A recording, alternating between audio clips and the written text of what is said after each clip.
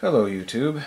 It is probably a little after 5 a.m. and I'm shooting this video now that I've reached the end of the free data period, or whatever the hell they call that, free zone or late night, whatever. Anyway, I wanted to shoot this video later on after getting it so that I had time to evaluate the service, but I have to say, so far we've had Exede in this house for about 8 days, and the meter seems pretty accurate. I've heard a lot of people say that the data meter continues to tick data off even after the computers are off, and if it's doing it very little.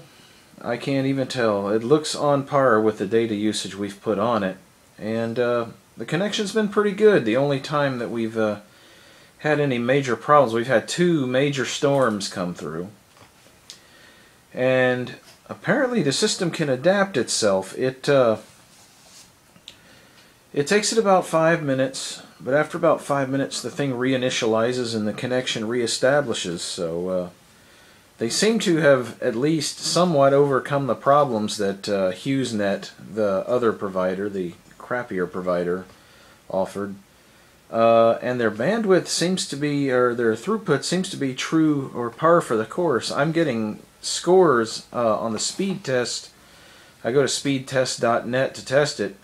I've actually hit 20 megabits per second, and not every time, but I'd say about 40% of the time I'm above 12 megabits per second.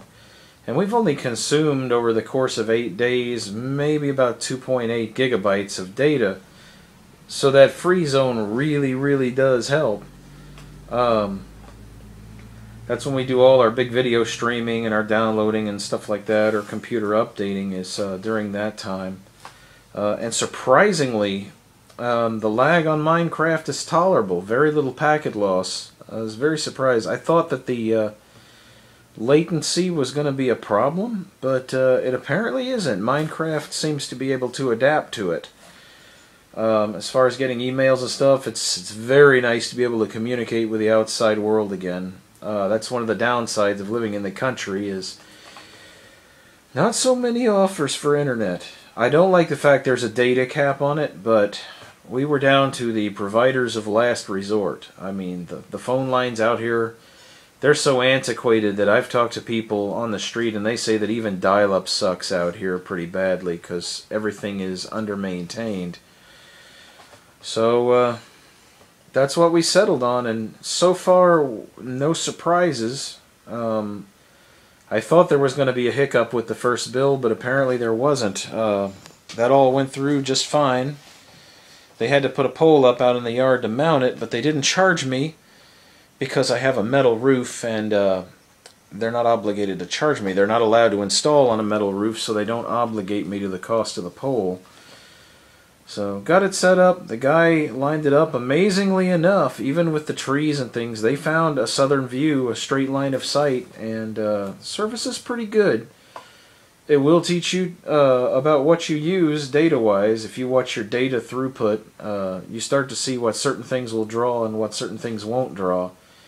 But if you're out in the country and you can't get any broadband any other way, it's probably the best way to do it. Go with Exede. Stay far away from HughesNet. Even the Gen 4 service, I hear they're screwing people pretty hard with that. So anyway, we did our homework and researched it, and Exede seemed to be the better deal. And so far, I'm not disappointed. I mean, as satellite services go, it is what it is, and it actually is pretty good as satellite service goes. And like I said, pleasantly surprised.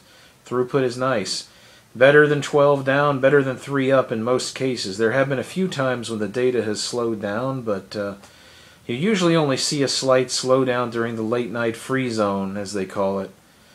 And I hear in 2015 they're going to be launching another satellite which is going to alleviate the workload of the first one.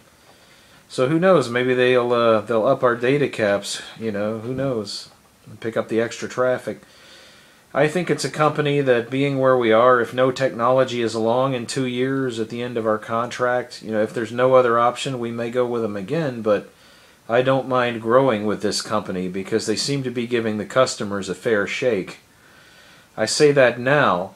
I haven't encountered any problems, but it's only been 8 days, so I will keep everybody updated when I reach the first billing cycle, and we'll see what happens. They've already charged me the upfront fee for the first bill. It was prorated for the month, and so they say the next one isn't due until next month, and it's supposed to automatically charge on the 4th. So let's see what happens. I'll keep you all posted, and I guess that's it. I also have some other things I'll show you in further videos, but for now I think I'm running low on time. So everyone have a good one, and sorry for the lateness in posting.